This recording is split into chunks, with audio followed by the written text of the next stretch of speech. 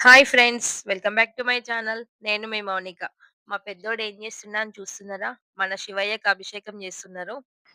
ఈ టెంపుల్ వచ్చేసి మాకు నియర్ బై దగ్గరలోనే ఉంటుంది. ఈ టెంపుల్‌లో మాత్రం చాలా అంటే చాలా ప్రశాంతంగా ఉంటుంది. ఎందుకంటే మనకి శివాలయం ఎక్కడైనా శ్మశానం దగ్గరలో ఉంటే ఆ శివయ్యకి కొంచెం ఎక్కువ ఏమంటారు? ఎక్కువ ఇమ్యూనిటీ లైక్ స్వామివారికి ఎక్కువ బలముంటుంది. అంటే ఆ స్వామివారు శ్మశాన ప్రియుడు. అంటే శ్మశానంలో ఎక్కువుంటారు గదా! ఈ గుడి గూడా శ్మశానం పక్కనే ఉంటుంది. అందుకే ఈ గుడికి చాలా విశిష్టతుంది. అలాగే ఈ గుడిలోకి వెళ్ళగానే మనకి పక్కనే అంటే ఆనుకొని ఏముండదు. కొంచెం దగ్గరలో ఉంటుంది. మనకి వెళ్ళగానే వినాయక దర్శనం జరుగుతుంది. తర్వాత మనకి అమ్మవారు, అయ్యవారు దర్శనం ఉంటుంది. తర్వాత మనకి ఆంజనేయ స్వామి దర్శనం ఉంటుంది. ఇక్కడ నాగులమ్మలు, సుబ్రహ్మణ్య స్వామి గుడి మాత్రం చాలా ప్రశాంతంగా ఉంటుంది. అలాగే మనకిక్కడ బిల్వ చెట్టు, ఉసిరి చెట్టు, రాగి చెట్టు, ఇంకా శివరాత్రికైతే చాలా ఘనంగా ఇక్కడ పూజలు జరుగుతాయి. మన స్వామివారు అభిషేక ప్రియుడు. అలంకార ప్రియుడు విష్ణుమూర్తయితే, అభిషేక ప్రియుడు మన శివయ్య. ఎన్ని నీళ్లు పోసినా వద్దననరు ఇంకా. అలాగే మనకి పంచామృతాలు, పాలు, నెయ్యి, తేనె, చక్కెర ఇవి ఎంత ఇంపార్టెంట్ అయినా సరే స్వామివారికి జలాభిషేకం అంటేనే ఎక్కువ ప్రీతి.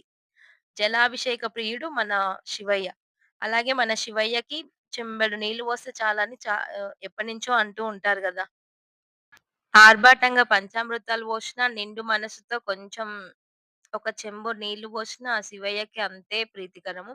అలాగే మన శివయ్యకి మాత్రం జిల్లెడు పూలు, ఇంకా బిల్వ పత్రం, మారేడు, కొబ్బరి నీళ్ళు, చెరుకు రసం ఇలా అభిషేకాలకి ఏ విధమైన పండ్లు, ఫలాలైనా వాడొచ్చు.